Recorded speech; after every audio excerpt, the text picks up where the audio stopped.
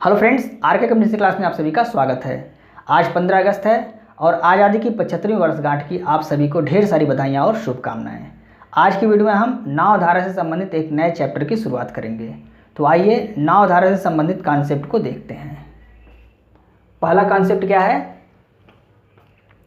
यदि शांत जल में नाव की चाल x किलोमीटर प्रति घंटा तथा धारा की चाल y किलोमीटर प्रति घंटा हो तो पहला पॉइंट क्या है? धारा की दिशा में नाव की चाल क्या होती है? x प्लस वाई, यानी कि नाव की चाल और धारा की चाल दोनों जुट जाती है जब धारा की दिशा में नाव जाएगी। और दूसरा पॉइंट क्या है? धारा की विपरीत नाव की चाल क्या होती है? नाव की चाल माइनस धारा की चाल। यहाँ पे एक चीज़ आप ध्यान दीजिएगा, जब हमने रेलगाड़ी से संबंधित प्रश्नों को पढ़ा हुआ था या समय दूरी और चाल से संबंधित प्रश्नों को पढ़ा हुआ था तो वहाँ हमने देखा हुआ था कि जब समान दिशा में रेलगाड़ी जाए या कोई कार जाए या व्यक्ति जाए तो वहाँ पे क्या होती है? चाल घटती है। लेकिन नाव धारा से संबंधित प्रश्नों में सामान्य दिशा में चाल क्या होगी? जुटेगी। अब यहाँ देखिए, धारा की दिशा में, यानी कि धारा भी इधर है चल रही है और नाव भी इधर चल रही है, तो चूंकि धारा की दिशा में अगर नाव चलेगी तो धारा का जो चाल है वो भी नाव में ऐड हो जाएगा, तो नाव काफ़ी तेज़ी से चलेगी। लेकिन अगर नाव इधर जा रही है और धारा इधर से जा रही है तो क्या हो जाएगा? नाव की गति धीमी हो जाएगी। यानी यहाँ पे नाव की चाल में से धारा की चाल को हम क्या करते हैं? घटा देते हैं। धारा के विपरीत दिशा में अगर नाव आएगी तो वहाँ पे नाव धीमी हो जाती है, तो हम क्या करते हैं? उसमें से नाव की चाल में से धारा की चाल को घटा देते हैं। तो यही कॉन्सेप्ट यहाँ आपको याद रखना है कि रेलगाड़ी से संबंधित प्रश्नों में समान दिशा में चाल क्या होती थी? घटती थी, और विपरीत दिशा में चाल क्या होती थी? जुटती थी। लेकिन यहाँ पे क्या होगा? समान दिशा का मतलब अगर धारा की दिशा में ही नाव चल रही है तो यहाँ पे चाल जुटेगी, और अगर धारा की विपरीत दिशा में नाव चल रही है तो यहाँ पे चाल घटेगी। ये आपको ध्यान रखना है। तो ये दोनों पॉइंट हमने आपको समझाया, उम्मीद करते हैं आपको समझ में आ गया होगा। आइए इससे संबंधित प्रश्न को देखते हैं। पहला प्रश्न क्या है? एक नाव शांत जल में 8 किलोमीटर प्रति घंटे की चाल से चलती है। धारा की दिशा में नाव की चाल 12 किलोमीटर प्रति घंटे हो तो धारा की चाल क्या होगी?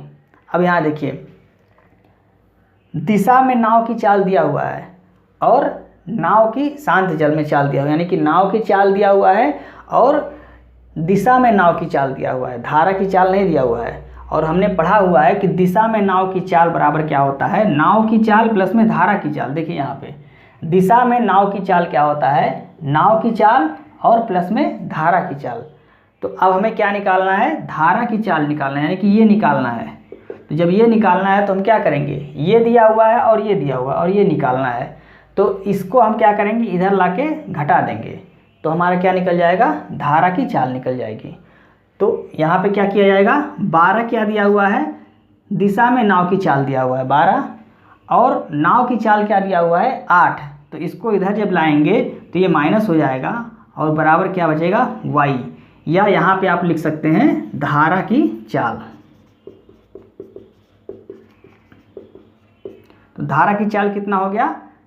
8 में से 12 जाएगा तो कितना हो जाएगा? 4। तो 4 किलोमीटर प्रति घंटा ये धारा की चाल हो गई और यही हमारा आंसर हो गया। नेक्स्ट प्रश्न देखते हैं।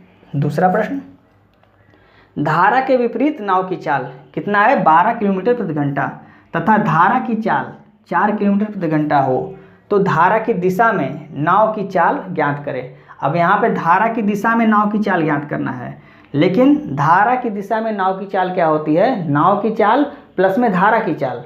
तो यहाँ पे तो नाव की चाल दिया नहीं है, यहाँ पे दिया हुआ है धारा की चाल और विपरीत नाव की चाल दिया हुआ है। तो यहाँ से आप देखिए, धारा के विपरीत नाव की चाल बराबर क्या होता है? नाव की चाल माइनस धारा की चाल। अब हमें यहाँ पे ये दिया हुआ है, विपरीत नाव की चाल दिया हुआ है और धारा की चाल दिया हुआ है। निकालना क्या है? नाव की चाल हमें निकालना है। तो हम क्या करेंगे? इस y को क्या करेंगे? इधर ले आएंगे। तो जब y इधर आएगा तो क्या हो जाएगा? प्लस हो जाएगा। यानी जब विपरीत नाव की चाल दिया हो और धारा की चाल दिया हो तो दोनों को ऐड कर देते हैं तो क्या आ जाता है? नाव की चाल आ जाता है। तो यहाँ पे हम क्या करेंगे? 12 में जब हम 4 को ऐड कर देंगे बराबर कितना आ गया? 16, तो ये 16 क्या आ गया, ये नाव की चाल आ गई। नाव की चाल कितनी आ गई, 16 आ गई।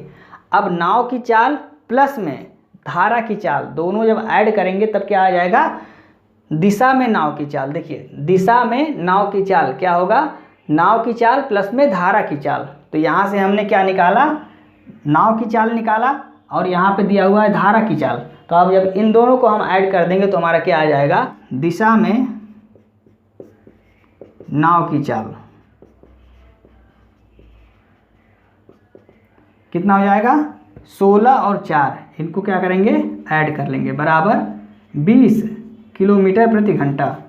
ये क्या आ गया, दिशा में नाव की चाल कितनी आ गई, 20 किलोमीटर प्रति घंटा। ये हमारा आंसर हो गया। आइए नेक्स्ट प्रश्न देखते हैं।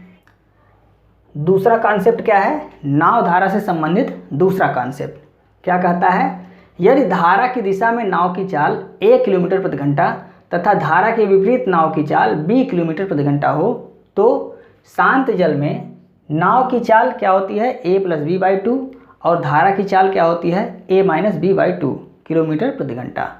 अब इसे याद कैसे करें, अभी इसके पहले जो पहला कॉन्सेप्ट हमने बताया हुआ है उसमें क्या बताया था कि धारा की दिशा में यदि नाव की चाल पूछता है तो नाव की चाल प्लस में धारा की चाल ऐड हो जाती है दोनों।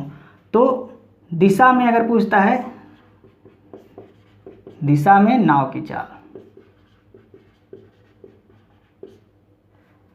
क्या होता है, x प्लस वाई। x क्या है, नाव की चाल है और y क्या है, धारा की चाल है।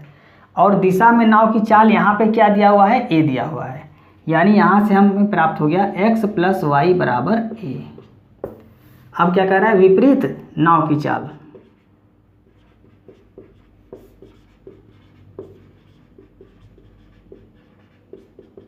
तो विपरीत दिशा में नाव की चाल क्या थी, नाव की चाल माइनस धारा की चाल।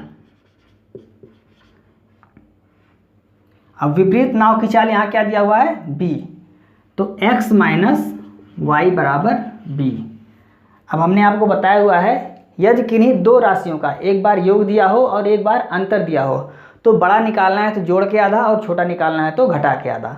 तो बड़ा यहाँ पे क्या है, x है, और x क्या है, नाव की चाल। अभी हमने बताया आपको कि हमेशा नाव की चाल ही ज़्यादा होगी, धारा की चाल ज़्यादा नहीं होगी, क्योंकि अगर धारा की चाल ज़्यादा हो गई तो नाव को बहा ले जाएगी, नाव आगे बढ़ ही नहीं पाएगी। इसलिए हमेशा नाव और धारा से संबंधित प्रश्नों में नाव की चाल ही अधिक होगी।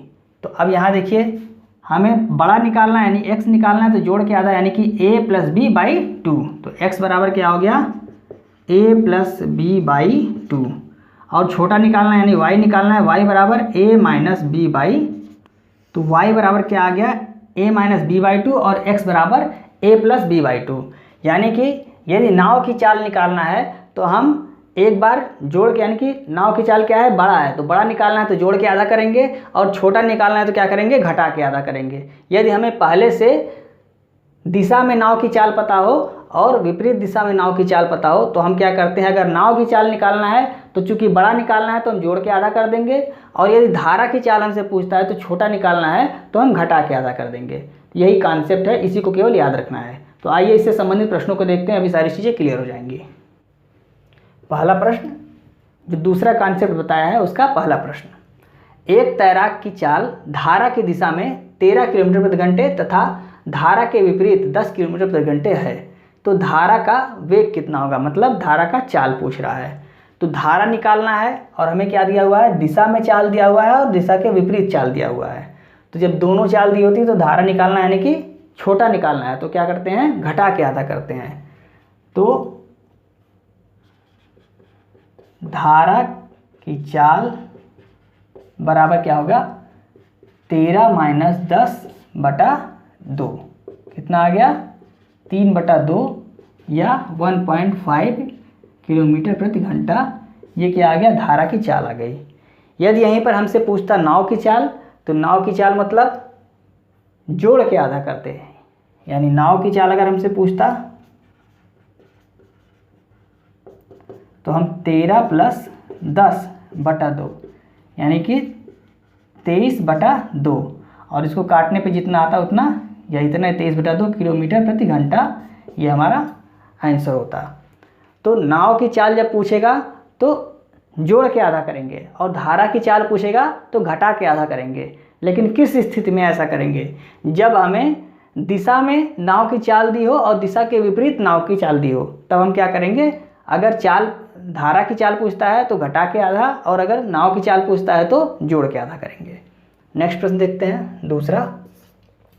एक नाव धारा की दिशा में 30 किलोमीटर की दूरी 2.5 घंटे में तय करती है, जबकि धारा के विपरीत इतनी ही दूरी तय करने में उसे 3 सहित 3/4 घंटे लगता है। तो धारा का वेग, यहाँ भी धारा की चाल पता करना है।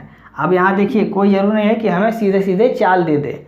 यहाँ पे हमें दूरी दिया हुआ है और समय दिया हुआ है, तो हमें चाल निकालना पड़ेगा। चाल बराबर दूरी बटा समय। वो फार्मूला यहाँ पर भी लगेगा जो रेलगाड़ी में लगा हुआ था, या समय, दूरी और चाल से संबंधित प्रश्नों में लगा हुआ था, वही फार्मूला यहाँ भी लगेगा। दूरी बराबर चाल गुणे समय, वो वाला फार्मूला इन तीनों चैप्टर में लगेगा। तो यहाँ पे क्या निकालते हैं? सबसे पहले दिशा में, धारा की दिशा में चाल।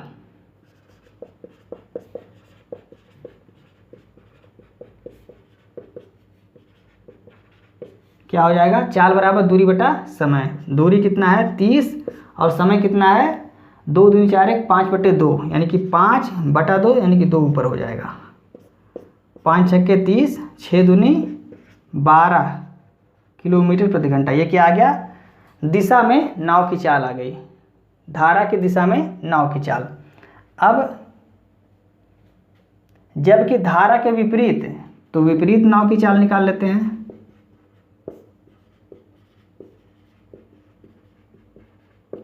इतनी ही दूरी का मतलब 30 किलोमीटर ही। तो यहाँ पर भी चाल बराबर क्या हो जाएगा? दूरी बटा समय।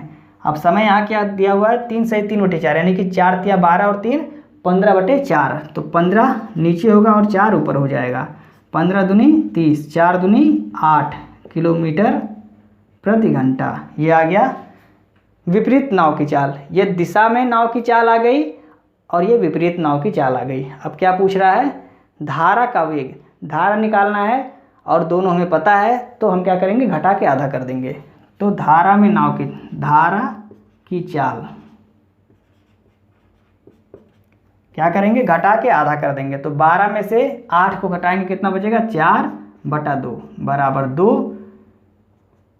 किलोमीटर प्रति घंटा। यही हमारा आंसर हो गया। तो यहाँ से हमने क्या सीखा? यदि हमें सीधे सीधे चाल नहीं दिया हुआ है, दूरी दिया हुआ है और समय दिया हुआ है, तो हम क्या करेंगे? यहाँ से चाल निकाल लेंगे। चाल बराबर दूरी बटा समय करके चाल निकाल लेंगे, और उसके बाद जो अभी हमने फार्मूला बताया हुआ है या जो सीखा हुआ है कि धारा निकालना है तो घटा के आधा, और नाव निकालना है तो जोड़ के आधा। किस स्थिति में? जब दिशा में नाव की चाल दी हो और दिशा के विपरीत नाव की चाल दी हो। तो दोस्तों, आज की वीडियो में बस इतना ही। यदि आपको वीडियो अच्छी लग रही है तो आप इसे अपने दोस्तों को भी शेयर करें, और वीडियो को लाइक और सब्सक्राइब करना ना भूलें, और बेल आइकन को प्रेस कर लें, जिससे हमारे आने वाली सभी वीडियो की नोटिफिकेशन आपको समय समय पर मिलती रहे। जय हिंद।